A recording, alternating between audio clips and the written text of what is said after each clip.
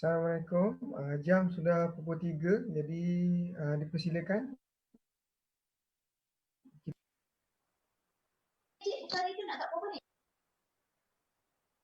So, Cik Buhari, boleh start je, Ya, silakan doktor.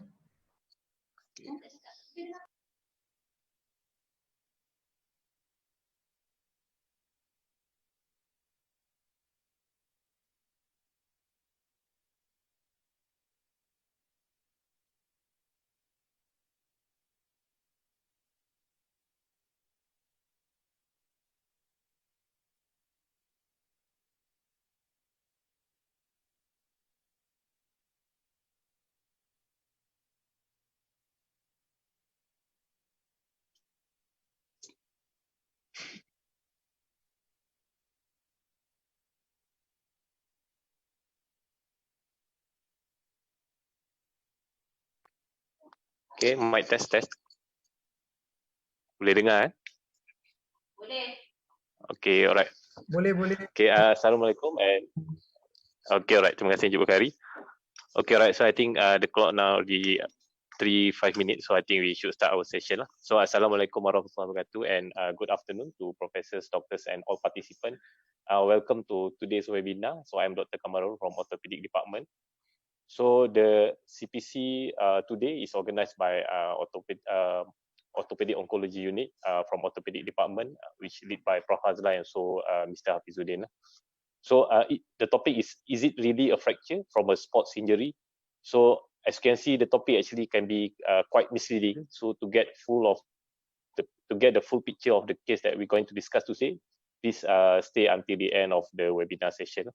So before we start, just a brief introduction to our invited speaker, Dr. Loh Sikai, pediatric oncologist, Dr. Julana, radiologist from musculoskeletal units, and also Dr. Afiq Muhammad Afiq from pathology department. So without further ado, I would like to invite Dr. Emir to start with the presentation. Okay. Thank you, Dr. Kamaru. Can everyone see the slide that I'm sharing right now? Okay, nampak, eh? Okay, so I'm going to start. So first, the history and presenting complete of this patient. Patient is a 14-year-old Malay boy who presented to us with actually just two chief complaints: right leg pain and right leg swelling. The pain started first about 3 months prior, preceded by a football injury where he had a direct trauma towards the fibula, the proximal fibula, and he fell. So following that, he had pain, which he came to the hospital with, dull aching, constant, not relieved by rest. And also he said that it's present at night as well. It's localized non-radiating. The pain score was 6 to 8 over 10. He was unable to ambulate because of the pain and also foot drop. So he went to the hospital. Initial diagnosis was made at another center. There was a fracture of the right proximal fibula. So he was treated with a right lower limb cast and non-weight bearing ambulation. So he was given the 1 month follow-up, which he came and told that the pain did not subside. And somehow the cast was tight. So they opened up the cast and noted there was a swelling on the the tender side, and it was on the outer aspect of the leg. And then at the time, they thought it was just the callus formation. So they gave another follow-up 2 months after that, and it was a suspicious lesion on radiograph of the fibula. So then he was referred to our center. On the 2nd month follow-up, it was also noted that the size of the swelling rapidly progressed from the 1st month to the 2nd month. So in terms of further history, there's not remarkable unless other than the family history. The maternal grandmother had breast cancer, and the mother now is in remission of non-Hodgkin's lymphoma and thyroid cancer as well. In terms of systemic review, he was complaining of loss of weight, about 10 kilograms in 2 months, and loss of appetite. Otherwise, other systems were unremarkable. So I would like to pass next to Dr. Muhin for exam.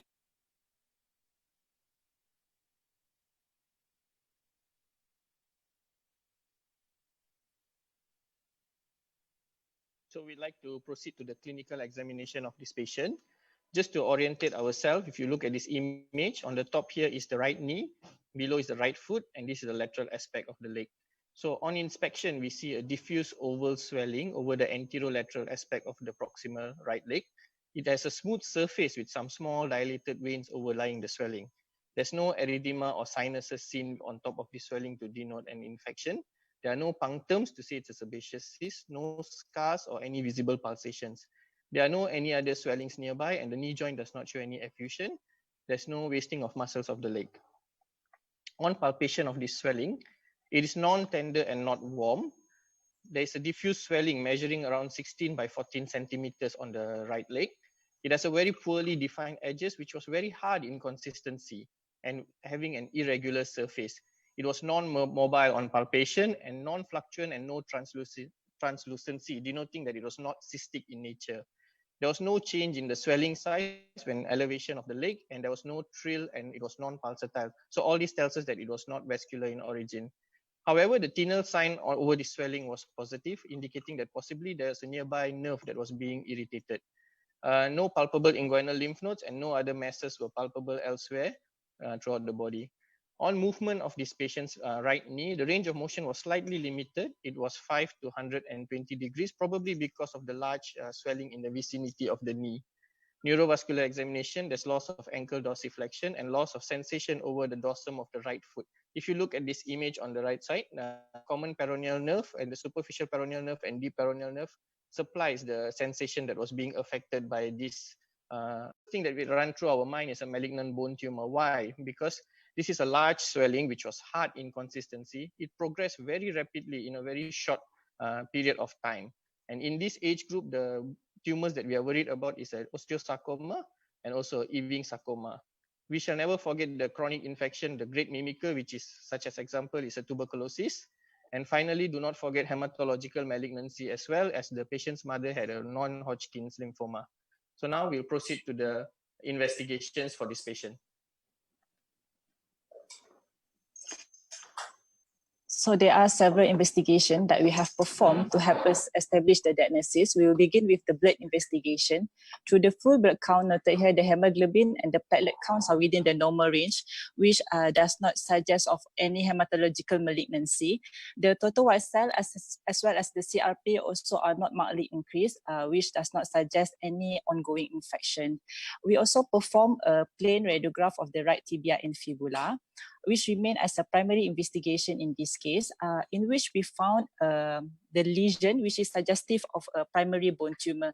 So at this point, when we are suspecting any malignant bone tumor, staging is important. So what is staging? Staging is a process of evaluation of the disease stage based on three main criteria. One, clinical evaluation. Two, radioimaging evaluation, which is important for the local as well as the systemic staging. And three, histopathological evaluation. Eventually, the goals of staging are to aid in the diagnosis, to direct us into the options of the treatment, as well as for the prognosis prediction. Okay, so without further ado, I would like to invite Dr. Juliana, our radiologist, to explain in details on the radio imaging findings of our patient.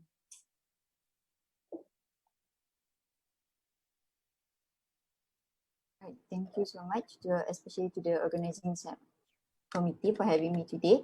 So basically what we're going to see, this is my outline of the presentation. We are seeing a bit of determinatives of the diagnosis in terms of the imaging findings, a bit on case discussion, and a bit of the learning points. So in imaging, the first determinating factor is the patient's age, the lesion location, and then the morphology of the bony lesion, which is pattern of destruction as well as the tumor matrix.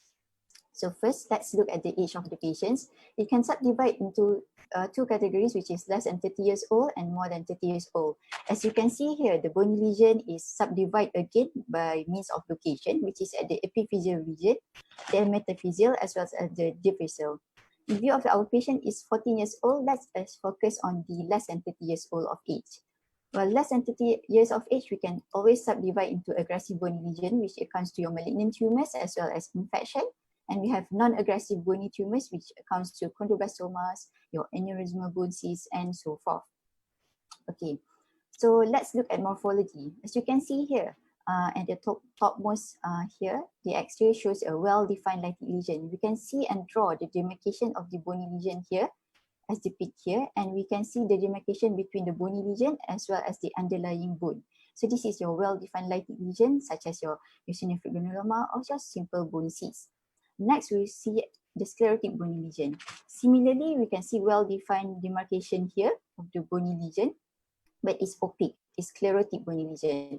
It is often seen in bony lesion such as bone island, chondroma, or hill lytic lesion. And the most important of all is actually to see whether the ill-defined lytic lesion, to recognize the pattern. We cannot see the border. We cannot draw the demarcation between the bony lesion and your normal bony cortex posteriorly here.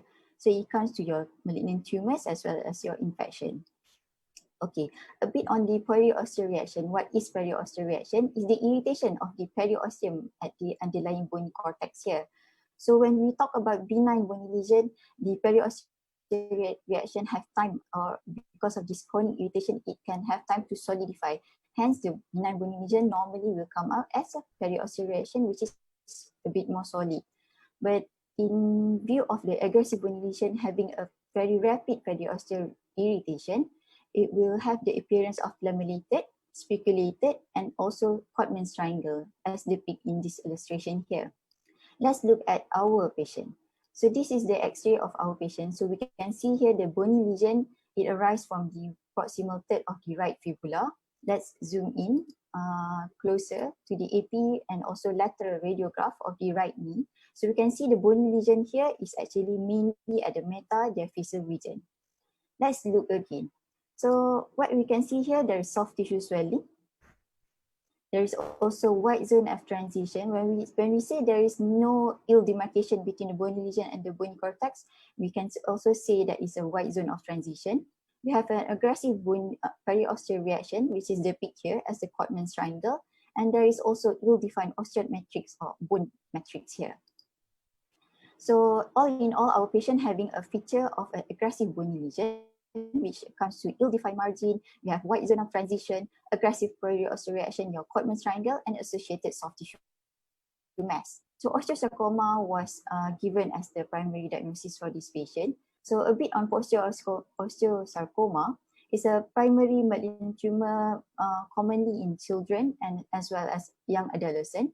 And it affects the long bone of the appendicular skeleton, such as your femur, tibia, and humerus, and less commonly in fibula.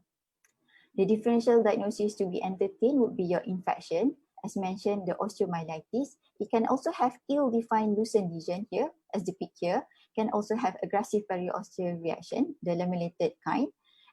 But what is particularly, it eventually will have peripheral sclerosis in chronic osteomyelitis. Another differential diagnosis to be entertained would be your Ewing sarcoma because of the similar age group. But being an Ewing sarcoma, it tends to have mid-diaphyseal in location.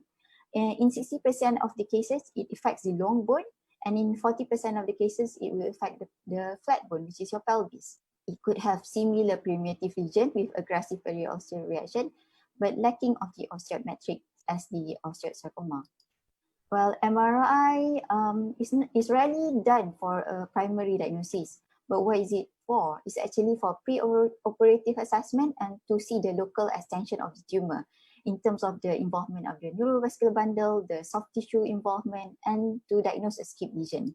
So let's look at our patient MRI. So this is a T1 axial slice and this is a T2. We can see here there is a bony tumor lesion with destructive bony cortex here with soft tissue component. It is hyperintense to the muscle on T1 and heterogeneously hyperintense on T2.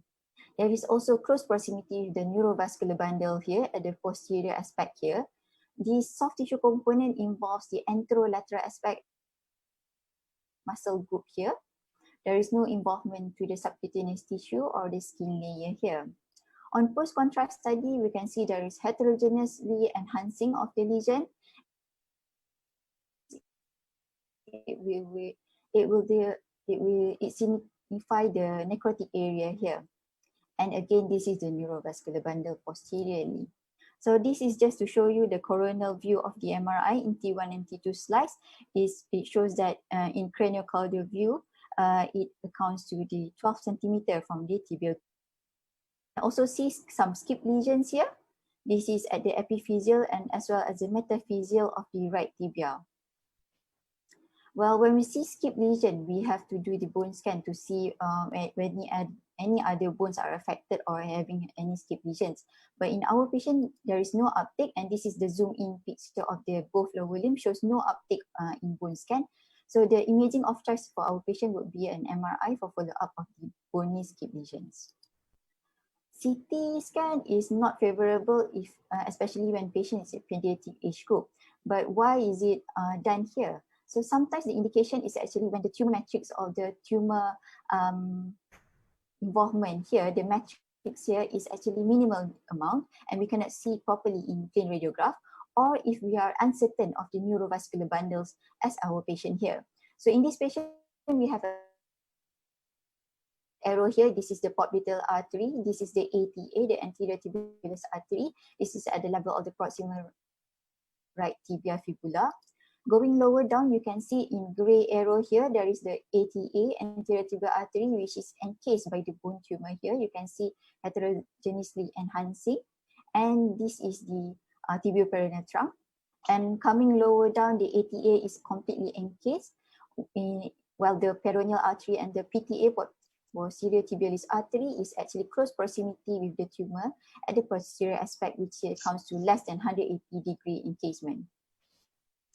As a conclusion, in imaging, we have to look at the radiograph and see the diagnosing factor and determine whether it's an aggressive or non-aggressive bone lesion. And then MRI will be your primary imaging of choice to see the local extension as well as for the pre-operative assessment and discussion to further manage this patient. And with that, thank you. Okay, all right. Thank you, Dr. Juliana, for extensive explanation in regard to the radiological imaging. So as for now, our history, our clinical examination, and also our imaging all lead toward the malignant bone tumor. So what is the next step? So definitely mentioned by Dr. Rahayu, is part of the staging process, and number 2 for the confirmation of biopsy. So with that, I would like to invite Dr. Afiq from Pathology Department to explain further in regard to the biopsy, the true cut biopsy sample that have been taken for the patient.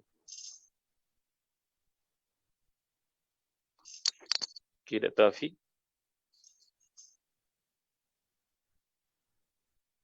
Okay, thank you. Assalamualaikum and good afternoon. I'll be presenting the histopathological examination from the true cut biopsy taken from this patient's fibula mass. Before that, I would like to emphasize that a soft tissue as well as bone tumor usually has a heterogeneity when it comes to the morphology. Hence, adequate biopsy samples are crucial in order to help make a diagnosis. So, in this patient, there were 5 strips of tumor tissue provided. And in this picture, you can see 2 strips that appear different even on low power. So, the upper strips looks more pinkish, whereas the lower part looks more bluish, which consists primarily the tumor cells. So here, on higher power view, we can see that the tumor cells has a solid sheet growth pattern to it, with areas of hypocellular as well as some hypercellular areas.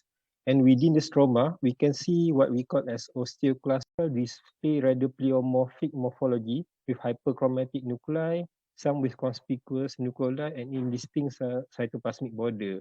Here in the arrow, you can see a very enlarged malignant cell. And on the lower border here, you can see a mitotic figure. And then the most important thing to know whether this is osteosarcoma or not is by finding the production of osteoid mineral matrix. So there is no minimum amount of osteoid on biopsy that we need to say whether this is osteosarcoma or not. But as long as we can identify it, we can say that this is a high-grade bone-forming tumor. So one of the differentials brought up by the clinical team was an Ewing sarcoma. So Ewing sarcoma falls under the category of small round blue cell tumor, which is characterized by this small round, relatively undifferentiated tumor. So these uniform cells have scanty cytoplasm, and they're usually divided by these irregular lobules of fibrous strand. The cytoplasm often has glycogen vacuoles as well. So for Ewing sarcoma, there are few studies, ancillary studies that we can do, like FLE1, which is positive in this tumor, as well as fluorescence in situ hybridization, which is shows characteristic translocation of EWSR1 gene with either FLE1 ataupun ERG gene. So based on the morphology of the biopsy just now, we can say that this is a high-grade bone-forming tumor due to the presence of osteoid material within the tumor. So it's most likely an osteosarcoma. Okay, thank you. This is from my part. All right. So before we move on further, if any of the participants have any question, you can put your question in the Q&A box or column underneath. So now the diagnosis has been confirmed is osteosarcoma based on the HPE. So in the treatment of osteosarcoma, in fact, any primary malignant bone tumor, we need both the chemotherapy and also the surgery in order to aim for the curative treatment. So for the chemotherapy part, I would like to invite Dr. Loh to explain in detail in regard to the chemotherapy.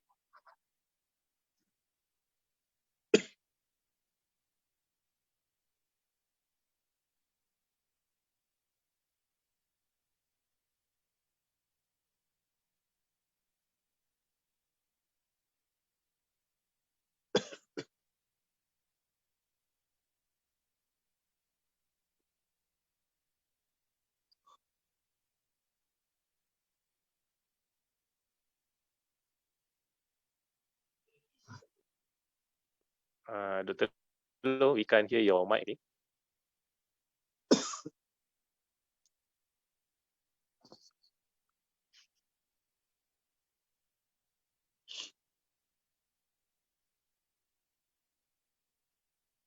I'm sorry, I think I didn't mute my mic. Thank you. Yeah, okay, now we can hear. Okay, all right. You see the slide? Yep. So, Sorry, Dr. He's not in the slideshow good. mode, I think. Okay, all right. No, it's good. All right. Is it there? It's good, it's good. Yeah, sorry. We're going to talk about mainly chemotherapy treatments in osteosarcoma, in particular these. So I'm going to talk about the role of chemotherapy and the challenges of using multiple chemotherapy drugs in osteosarcoma. So these are the chemotherapy regimen that this child received.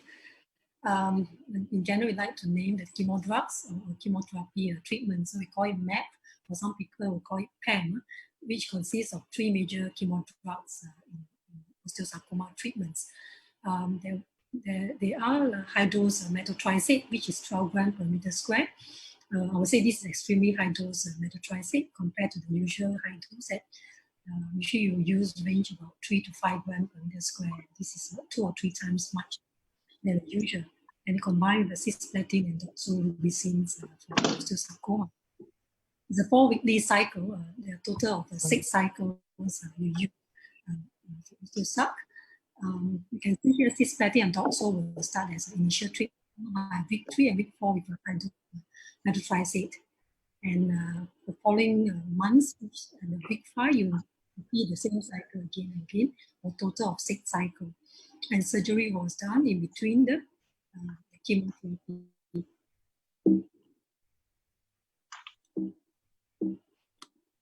So for this child, well, before we start chemotherapy, we have to make sure that the child or the patient is fit to receive the treatments.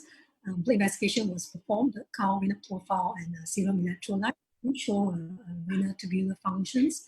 And the liver function test was performed in the child, which show a normal blood investigation result. And the echocardiogram was performed with good left ventricular cardiac functions with EF of 71%. And the kidney function as well, a DTPA scan was performed, good lateral function kidney, EFR of 122 mils per minute. And the hearing assessment was performed also, which shows a normal hearing assessment bilateral. So during the treatments for these patients experience some chemo-related complications, which you can see in the blue color box here. He had uneventful first cycle. During the second cycle, after cisplat and toxo, she developed febrile neutropenia, uncomplicated native culture, but he required about 8 days of broad spectrum antibiotic. And during this acute episode also, he required one time of red cell transfusions. And during the second cycle, following that also, he developed grade 3 mucositis after second high dose methotrexate. Following that, there was a delay in surgery, as what you can see here, as the family opted for alternate treatments. And during these few weeks of time, he received followed by surgery. And currently, he just completed his third cycle of chemotherapy early this week. The histopathological examinations on the resected sample after chemo, it shows most of the cancer cell die, and most of it are necrosis. It's a pretty good chemo response in this piece itself. So other than that, this child's doing pretty well with his chemotherapy treatments. He had alopecia. In terms of nutrition, he managed to keep his weight in optimal state. He gained about 4 kg for the past 4 months during the treatments. As a teenager, there's a lot of psychosocial aspect that experienced by this young teenage boy. It's a lot of problem with him is a lot of anxiety and fears towards his disease, and also the chemotherapy and the surgical treatments that he's going to, he's having and what he had. And the other thing with schooling, he's currently Form 2 this year, but he's been absent from school since early of the school year. So, so basically that's what the child received throughout his 4 months of treatments here. And he's continuing further with another 3 cycles of chemo. So what is the role of chemotherapy? I think for those who are not familiar with cancer treatments, I just want to show here is chemo before surgery, we call it neoadjuvant chemotherapy. The aim of the neoadjuvant chemotherapy are mainly to reduce the tumor size or tumor edema. The aim is to facilitate surgery, to make it perhaps less bloody and much easier. And chemo after surgery, we call it adjuvant chemotherapy, really to reduce the disease relapse risk. This chemo mainly targeting on these microscopic metastatic lesions, if there is any. And osteosarcoma is a chemosensitive tumor. I think the speaker later will talk about the evolutions of the treatments in terms of chemo. What I like is a sensitive tumor, and the chemo drugs have been tested. All these in mice. And MAP chemotherapy is a standard of care. It's been used for four decades, since 1980s in most of the developed nations. Other than that, other countries also they may use other combinations of drugs as I've stated above. It can be a doxo, cisplatin, high force, and doxo without high dose methotrexate. However, with the use of chemotherapy, it does improve the clinical outcome, but to weigh again the main complications of the treatments, what we're going to face is treatment-related toxicity. Talk about chemotherapy toxicity. As what we know, these conventional treatments are not disease-specific. It targets all the cells that is highly proliferating. What I try to show here is just a cell cycle for those cells that enter mitosis or is highly proliferating. Other than the tumor cell in our body, you're going to have a hair follicle, GI mucosa, your reproductive organs, stem cell, bone marrow stem cell. So all these highly proliferative cells will be targeted by your conventional chemotherapy. So these are the cell cycle. When your cells are proliferating, you're going to enter G1 phase, S phase, G2 phase, and mitosis level. So I can see here the methotrexate are mainly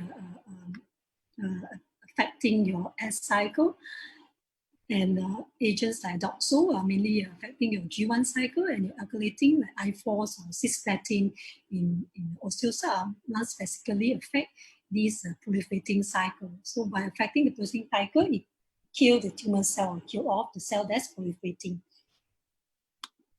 And this subject a person to chemotherapy-related toxicity in general. All chemo will cause nausea, vomiting, alopecia, and also myelosuppressions where they present a febrile neutropenia or they require blood product transfusions.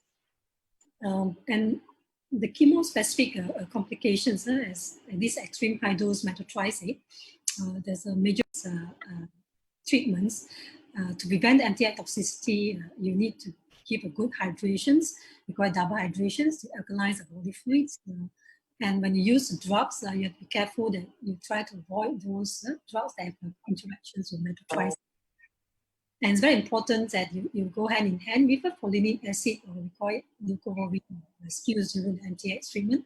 And of course, crucial monitor of the serum MTX level. What we do is we monitor on a daily basis, and you may want to adjust your leucovorin rescue based on your MTX level. And with that very close monitor and step to prevent the toxicity, you may still end up with 4% of renal failure and possibly death from the MTX itself when using high dose MTX. Other drug-related complications that also we've seen is known to have a cardiotoxicity, not just acutely, but you may have a progressive long-term complications of the cardio after 10 or 20 years from the treatment itself. And cisplatin or toxicity and a nephrotoxicity on your high dose methotrexate. I think that will be going to my last slide.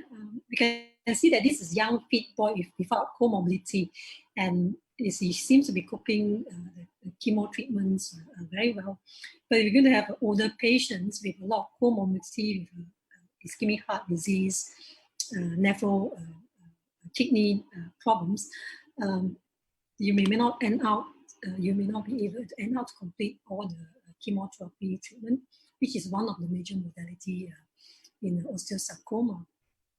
You can see here those age more than 40, they tend to have lower poorer outcome, and almost majority of them may not be able to complete half of their chemo cycles. So in summary, I think systemic chemotherapy with surgery is a standard of care for osteosarcoma. And we're using chemotherapy, pre-chemotherapy assessment and monitoring of the drug level or drug-related toxicity for the success of treatments. Thanks.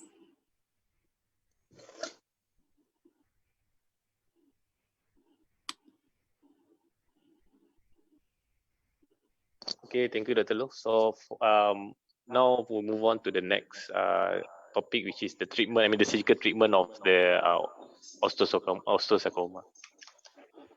Okay, thank you for our oncology colleague that highlighting us on the chemotherapy regime and also the therapy. So on my part, I'll discuss more over the management of the malignant bone tumor in children. In our case, it's osteosarcoma. I'll show you some. Generally, the management for our malignant bone tumor in children, it is a multidisciplinary approach which involves the orthopedic surgeon, oncologist, pathologist, radiologist, and not to forget the rehabilitation physician and also the physiotherapist.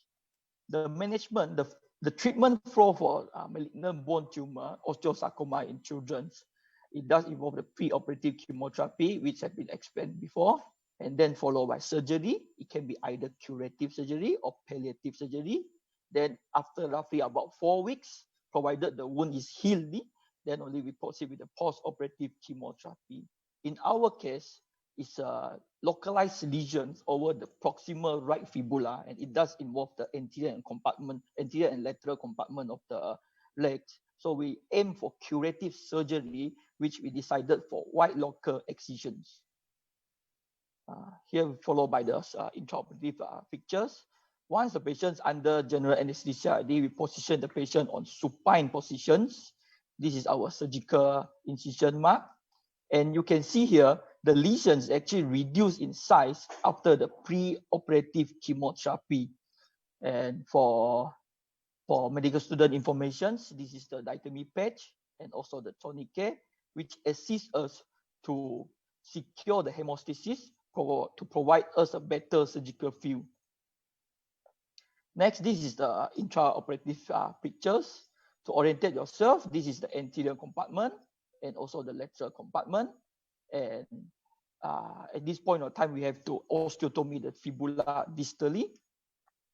And unfortunately, we have to sacrifice two structures. Two important structures is the anterior tibial artery and also the common peroneal artery, because these two neurovascular bundle is inside the lesion.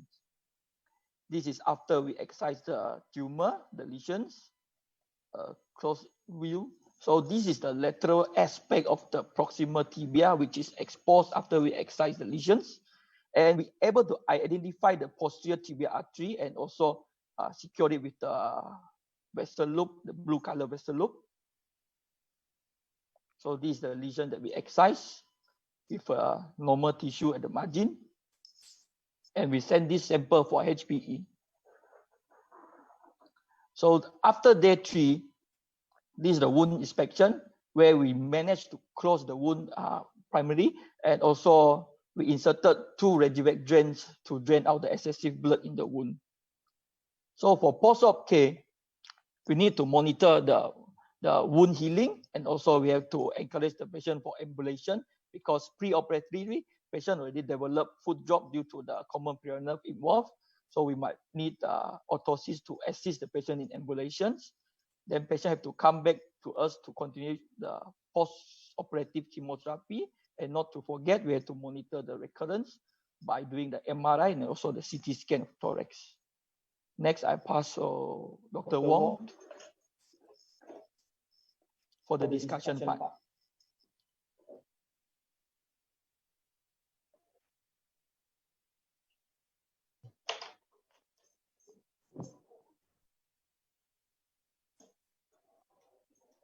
So now we are under discussion regarding the osteosarcoma. So the definition of osteosarcoma is a malignant bone tumor which contain the spindle cell neoplasm which produce the osteoid. So the incidence of the osteosarcoma is rare, is 0.2% of all malignancy. However, it's the most common primary bone tumor, malignant bone tumor in young population. So the most common appearance of the osteosarcoma in our body is at the knee. So which is distal femur and also the proximal tibia. It can happen in other places like proximal humerus, proximal femur, and also pelvis. Age distribution for the osteosarcoma, as you can see below here, there's a graph over the bottom. So osteosarcoma is in a bimodal distribution. The highest peak is at the first peak, largest peak, which is at the second decade of life. However, the second peak is over after 60 years old of age, which is usually due to previous radiation exposure or underlying paget disease. So regarding the evolution of osteosarcoma extremities treatment, in early, which is before 1960, osteosarcoma was treated by amputation, and the long-term survival rate was only around 10 to 20%. This is due to the mortality because of the respiratory failure, because the pulmonary system is being the most common of a failure. Then, by years into 1970 to 1980s, the survival rate has improved, especially for the localized disease, is improved to 60 to 70%. But with the presence of the metastasis at the lungs, the survival rate is remained 10 to 20%, just as before. All these things is because of the contribution of the evolution chemotherapy in conjunction of the surgical resection, and also the improvement of the imaging and staging, such as the MRI and CT scan. Better delineate tumor allow the precise tumor resection. So with this, those patients with the localized disease, 60 to 70%, there's an introduction of the reconstruction technique for limb preservation. We call it as a limb salvage. So some words about the limb salvage. Limb salvage is a set of surgical procedure designed to accomplish removal of the malignant tumor and reconstruct the limb with the acceptable oncology, functional, and cosmetic result. So to meet the criteria, which is tumor of the extremity need to be removed with adequate surgical margin, and also the remaining limb is functional at least equal to the amputation. So with that, we want to achieve the goal is tumor-free, functional limb, painless limb, and also good psychology outcome. So from 1990s until now, there's an improvement of treatment is the advancement of the implant design for the reconstruction, availability of the allograft bone for transportation in the bone bank, and improvement of the rehab protocol. But however, in 1990s until now, the survival rate is almost plateau in comparison to the drastic improvement survival rate in 1980s, 1970s.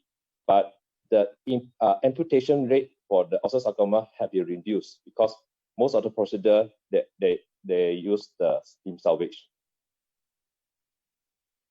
So the prognosis for those osteosarcoma, despite all these surgical, current surgical and chemotherapy treatments regime, 30–40% of the osteosarcoma patients experience relapse within 3 years of treatment. And also those who have those relapse have poor prognosis because the survival rate is only less than 20%. This is due to the mortality from the failure of the respiratory. So that's all. This is my reference.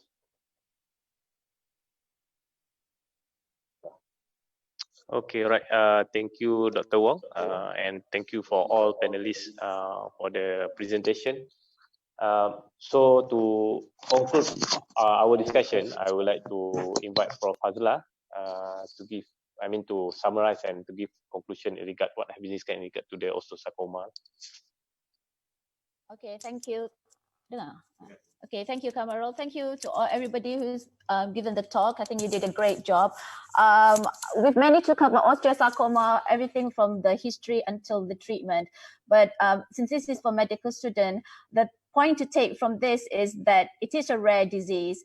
I mean, we see it often because we're a referring center, but you're not going to see it that often. But you will be seeing this patient. It's important for you from the history and examination to know what is malignant and what is not malignant. So from the history and examination, you should be identifying involvement, soft tissue start shadowing, zone of transition. So you need to be able to identify all these features so that you can differentiate a tumor is benign or malignant. Obviously, there's going to be some haziness and some gray areas, but obviously, if you're not sure, you should always refer to a tertiary center.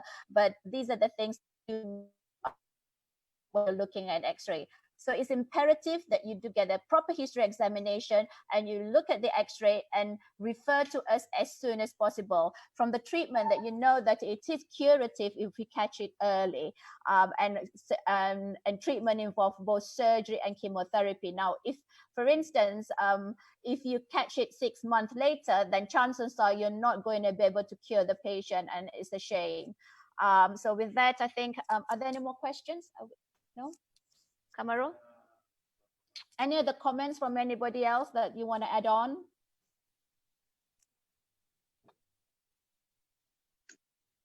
Hazla. Yep. Jamari here. Quite interesting case that you all have presented. I would like to ask, when the patient first presented from the reference center, why it was treated with a cast? I mean, I would like to know what's the initial radiograph findings of this patient that make the doctor who saw the patient first put him on cast. So there's a delay 3 months in the treatment of this patient. Yeah, exactly. We didn't actually see the initial radiograph, but it's all through hearsay, through what the patient said. Did we have? No, my team said we didn't actually see the first radiograph, but they thought it was a fracture. So that's why they treated as a fracture. And even when he came in a follow-up the first time, he said there's a swelling there. So they did another X-ray, and instead of picking up a lesion there, they thought it was callus formation. And so they put down the swelling to callus formation. And that's why only after the third follow-up, they did another one. And that's the third, on the third follow-up, they saw this lytic lesion. So what we saw was the lytic lesion later on when they came to our center. We didn't see the initial fracture. So this is why it's important for the medical student to pick all these features. I mean, we didn't see the initial, to be fair to the center, it could have been, you know, it might have not been obvious, so we can't really comment. So it might have been not obvious and all they see is a fracture. So I can't comment because we didn't see the initial fracture radiograph. Yeah, thanks. So the lytic lesion should be the important things now to differentiate a fracture and a pathological fracture. Yes, I mean, you see, when you look at a fracture, everybody knows it's a break in the cortex, okay? But with our patient, if you look in osteosarcoma, it's just not a break in the cortex. You see, you should look at the periosteal, any soft tissue shadowing, and calcification. So, and the okay. Thank you. Hope the medical student understand it. Any other comments from any of the panelists? I believe the students can't comment. The attendees can't comment, right? Okay, thankfully. Okay, if there's no other comments from the other panelists and we don't have any, have you got any more questions? No, the Q&As. I think, Dr. Kamarul, can we end this? Yes, I think all the Q&A from the Q&A box has been answered by the panelists, either by Mr. Hafizuddin and also Dr. Loh. So I think if there's no further question, I think that's all for today. Thank you very much for all panelists and all participants for joining us today. So with that, Assalamualaikum, till we meet again. Yeah.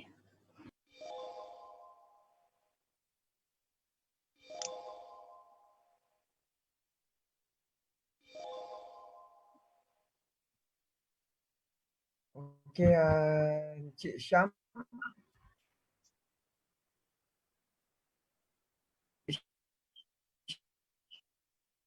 Syam, kalau boleh kita pancarkan smart attendance, barcode smart attendance. Terima kasih Cik.